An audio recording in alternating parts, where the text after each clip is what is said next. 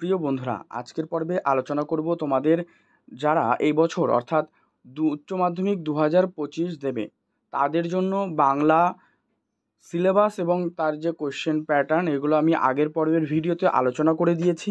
এবং আজকের পর্বে আলোচনা করব বাংলা বিষয়ে গল্প অংশের যে প্রশ্নগুলো তোমরা এবছর 2025-এর জন্য খুব ভালো করে রেডি করবে, সেই সমস্ত প্রশ্নগুলো নিয়ে কিন্তু আজকের পর্বে আলোচনা করব। আর আগের যে ভিডিওটি তোমরা যারা এখনও দেখোনি বা কোয়েশ্চেন প্যাটার্ন বা সিলেবাস সম্পর্কে অবগত নও তাদের জন্য এই ভিডিও ডেসক্রিপশন বক্সে তার লিঙ্ক দেওয়া থাকবে, তোমরা সেখান থেকে কিন্তু দেখে নিও। খুবই সহজ ভাষায় সেটা কিন্তু তোমরা বুঝে যাবে অতি সহজে। অবশ্যই একবার দেখে নিও সেই লিঙ্কে ক্লিক করে। তো দেখো, আজকে গল্প তোমাদের যেটা রয়েছে, 3টে গল্প রয়েছে, ঠিক আছে। একটা হচ্ছে কে বাঁচায় কে বাঁচে, এবং আরেকটি রয়েছে ভাত, এবং আরেকটি রয়েছে ভারতবর্ষ। এই যে 3টে গল্প, এই 3টে গল্পর মধ্য থেকে সব থেকে আগে তোমাদের দেখো শেষে যেটি রয়েছে অর্থাৎ ভারতবর্ষ, এইটা নিয়ে কিন্তু আমি আলোচনা করব। এই ভারতবর্ষটা নিয়ে আলোচনা করব কারণ এবারে মানে 2025-এর জন্য এই পার্টটা কিন্তু খুবই গুরুত্বপূর্ণ হতে চলেছে। আচ্ছা, তাহলে কি বাকি দুটো গুরুত্বপূর্ণ নয়? দেখো, ঠিক তা নয়। এই বাকি দুটোর থেকে এই ভারতবর্ষ গল্পটা কিন্তু খুবই গুরুত্বপূর্ণ হতে চলেছে 2025-এ। তাই এর প্রশ্নগুলো প্রথমে আলোচনা করব, তারপরে বাকি দুটো। আর আগের পর্বে আমি আলোচনা করে দিয়েছি তোমাদের এই 3টের মধ্য থেকে দুটো প্রশ্ন আসে যার মধ্যে তোমাদেরকে একটা প্রশ্নের উত্তর করতে হয়। অবশ্যই ভারতবর্ষ তার জন্য আমি প্রথমে রেখেছি, দেখে নাও।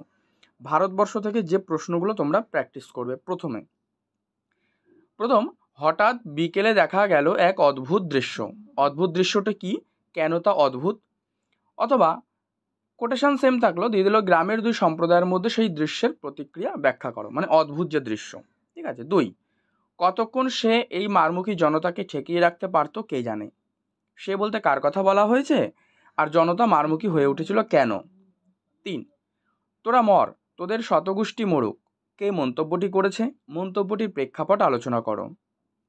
4, শেষ রোদের আলোয় সে দূরের দিকে ক্রমশ আবছা হয়ে গেল, কার কথা বলা হয়েছে, সে আবছা হয়ে গেল কেন? 5, দেখতে দেখতে প্রচণ্ড উত্তেজনা ছড়ালো চারিদিকে, প্রসঙ্গ উল্লেখ করে এই উত্তেজনাপূর্ণ ঘটনার বিবরণ দাও। দেখো, তোমাদের এখানে একটা প্রশ্ন হতে পারে যে কোনো গল্প কবিতা টেক্সট বা পাঠ্যাংশটি পড়ার আগেই কেন এই প্রশ্নগুলো আলোচনা করছি। দেখো, তোমরা টেক্সট অংশ কিন্তু এর আগে আমি আলোচনা করে দিয়েছি, তোমরা প্লেলিস্ট থেকে উচ্চ মাধ্যমিক গল্প কবিতা যে প্লেলিস্ট রয়েছে সেখান থেকে দেখে নিতে পারো। এবং এই প্রশ্নগুলো তোমরা দেখে নিলে পড়ার সময় এই লাইনগুলো বা এই যে কোটেশনগুলো তোমাদেরকে কিন্তু চোখে পড়বে। অবশ্যই সেই প্রশ্নগুলো, সেই লাইনগুলো বইতে তোমরা আন্ডারলাইন করে নেবে, কারণ এই কোটেশনগুলো খুবই কিন্তু গুরুত্বপূর্ণ। আর পড়তে গেলে এই প্রশ্নগুলো অবশ্যই তোমরা পড়বে। নেক্সট দেখো, তোমরা চলে যাও প্রথম যে গল্পটা রয়েছে কে বাঁচায় কে বাঁচে। এখান থেকেও প্রশ্ন দেখো যে সেদিন অফিস যাবার পথে মৃত্যুঞ্জয় প্রথম মৃত্যু দেখলো, অনাহারে মৃত্যু। এই দৃশ্য দেখার ফলে তার প্রাথমিক প্রতিক্রিয়া কি হয়েছিল, এই প্রশ্নটি। 2 নম্বর পড়বে। দেখো, তার আগে বলে দিই, তোমরা হয়তো ভাবছো যে এটা সাজেশান হচ্ছে। দেখো, সাজেশান কিন্তু তোমাদের পুরো গল্প টেক্সট কবিতা মানে পুরো বইটি কমপ্লিট করার পর তারপর কিন্তু সাজেশান হয়। আর এই প্রশ্নগুলো তোমাদেরকে কিন্তু অবশ্যই খুব ভালো করে কিন্তু রেডি করতে হবে, ঠিক আছে।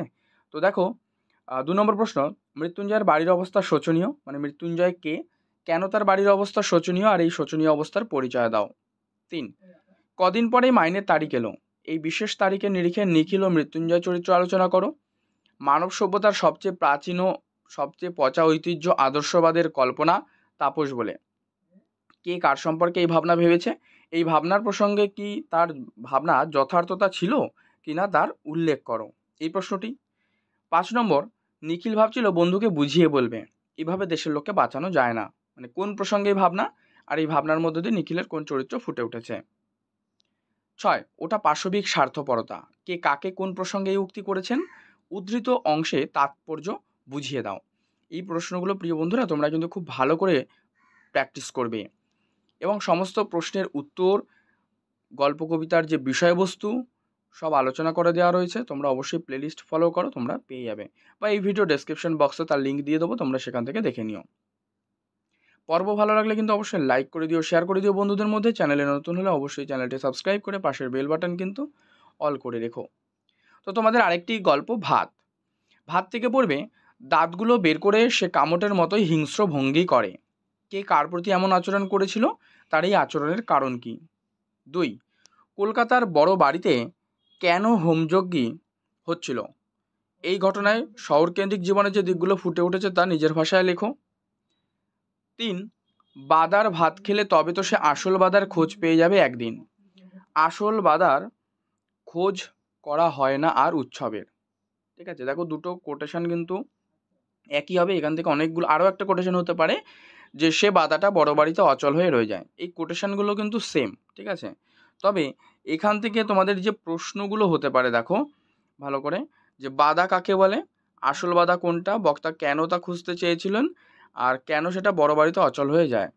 তো এই যে কোটেশনগুলো বললাম, এই কোটেশন থেকে এই প্রশ্নগুলো কিন্তু হতে পারে। তাই অবশ্যই বলবো এই প্রশ্নগুলো ভালো করে পড়বে। এটা একটাই প্রশ্ন, ওকে। অর দিয়ে তোমাদেরকে আসতে পারে, মানে হয়তো দিল বাদার ভাত খেলে তবে তো সে আসল বাদার খোঁজ পেয়ে যাবে একদিন, এই লাইনটা দিল, অথবা দিল পরের লাইনটা বা তার পরের লাইনটা দিল, মানে একই কিন্তু উত্তর হবে। ঠিক আছে। 4 নম্বর প্রশ্ন, ফুটন্ত ভাতের গন্ধ তাকে বড় উতলা করে। ফুটন্ত ভাতের গন্ধ কাকে কিভাবে উতলা করেছিল এবং তার জীবনকে কিভাবে নিয়ন্ত্রিত করেছিল তা গল্প অবলম্বনে লেখো। ভাত খাবে কাজ করবে, কোন প্রসঙ্গে কার সম্পর্কে কথা বলা হয়েছে, সে কিভাবে এই কাজ করেছিল।